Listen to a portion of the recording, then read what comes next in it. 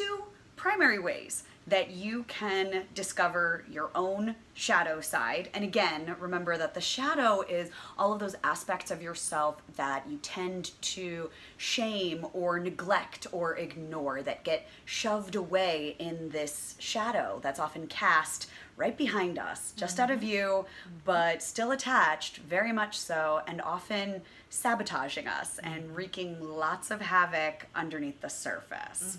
So the two ways that you can find your shadow in your daily life: number one, your judgments. Yes. What pisses you off? What agitates you? What grinds your gears? Usually we have specific things that we observe in scenarios and in other people that really get to us. Yeah. So the things that we see in our friends or we see on TV, the traits that we say, oh no, I want nothing of that, right? Like, oh, some person is judgmental. I don't like judgmental people, which in and of itself is a judgment, right? And so how often are we calling ourselves open-minded when in reality we're acting just as closed-minded as the folks that we are maybe projecting our dislike onto? Absolutely. Right. I have definitely been guilty of this over the years. So I used to think that liberal meant open-minded, and then I grew up and realized that that is definitely not the case, right? So politics could be a good example of where do you cluster those values, right? What are the things that you've learned are not good, right? The bad guys, right? And knowing that these are things that you have inherited from your families, from your communities, right? These ideas about what is good and what is bad, right? So we can start to see what is it that we're judging in others that we find to be, distasteful.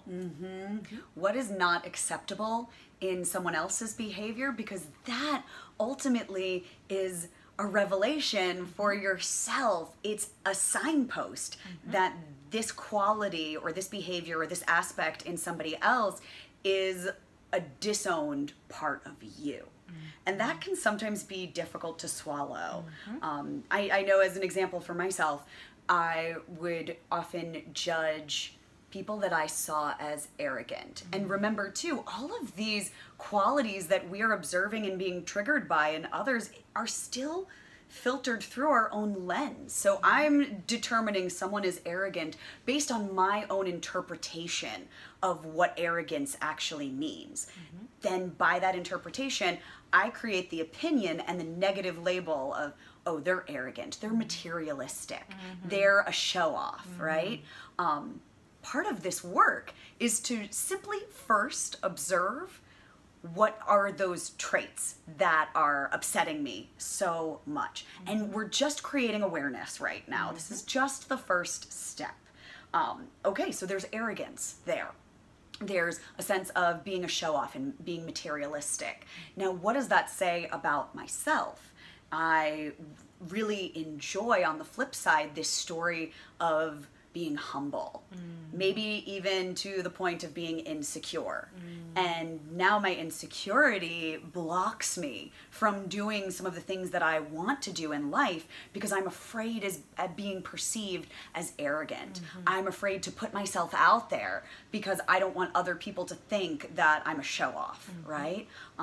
So you can see how our judgments and our projections on other people are actually reflections of our own inner landscape.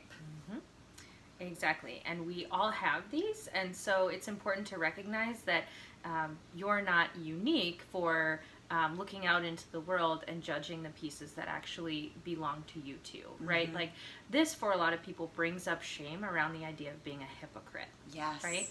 And so let's all get a little bit more comfortable with the idea that we are all hypocrites in different ways, right? Yeah. Because we're all trying to exist in this continuum of this or that, when in reality, we're existing in the context of this and that. Precisely. Right? We're all of it. And that's the premise of so much of shadow work. It's by embracing and acknowledging all that you are, you first have to come to the acceptance that you have the potential for all these traits. Every aspect that you see derived in humanity is available to you as well. Now, it doesn't mean you act on them. It doesn't mean that that's really part of your persona, but the seed is there. The potential exists. So I have the potential for great anger and violence and cruelty, but do I act on those qualities? No. If I'm doing the work and I'm aligning with the higher side of myself, no, then I'm not giving in to that. Does it mean that I will never have an angry thought? Of course not, because I'm still human. And I love what you said about accepting that we're all kind of hypocrites. Yeah. It's like Walt Whitman said, do I contradict myself? I contradict myself. Very well then. Let's move on, you know? It's like we are filled with contradictions, and you're allowed this. You have permission to be both gentle, compassionate, brilliant, and loving, and also be filled with confusion and sorrow and misery and rage. Like, it's okay to possess the full spectrum of what it means to be alive, and you do possess that.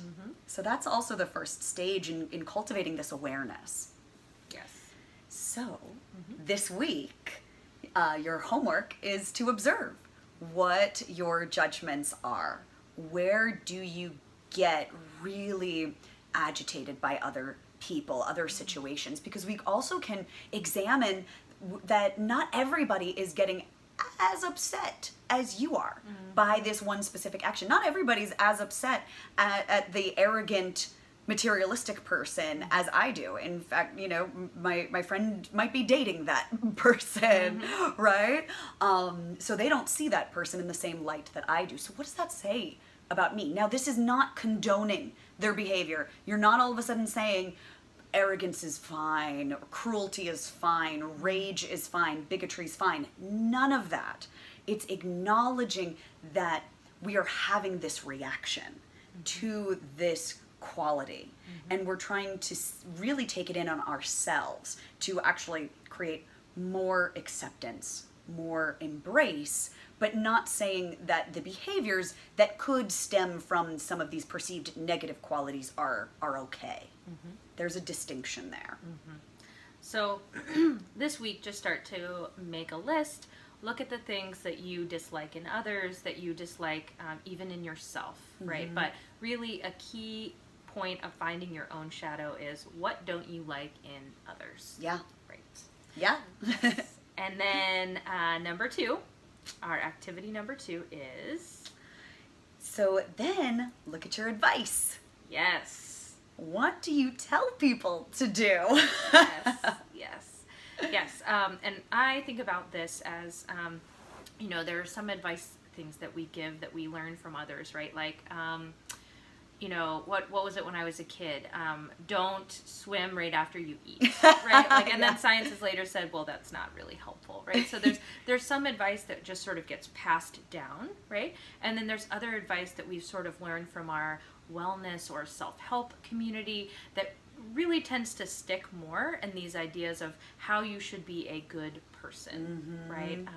And so I think about, like, one of the benevolent ways that I notice my shadow is in the advice I give about mindfulness, right? So when I recognize I'm getting a little preachy about people doing mindfulness, it helps me check in and realize, like, maybe I'm the one who needs to be doing more mindfulness, right? Why am I standing on the soapbox about this one particular thing, right?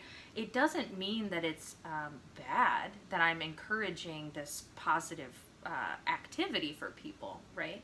But it does show me that maybe my focus on it is showing that I'm the one who really needs to do some of that work. Yeah, exactly. It's another way we can observe how our projections on others are really reflections on on what we need, or what insights we can derive from this experience. It's like Debbie Ford says, attend your own lectures. So this is why we've also done a lot of shadow work ourselves, because we're lecturing about shadow work. Right. So we know that we have to do the work. I love shadow work so much because I realized how transformative and powerful it's been for me in my own life, which is why I tell everybody else to do it. Yes. So those are your two ways. Yes, yes. So focus on what is the advice that you're giving to others, right? And then what are the things that you find extremely irritating or negative or distasteful, the traits that you really don't like in others. And start to put those down in your journal. Start to really list those out.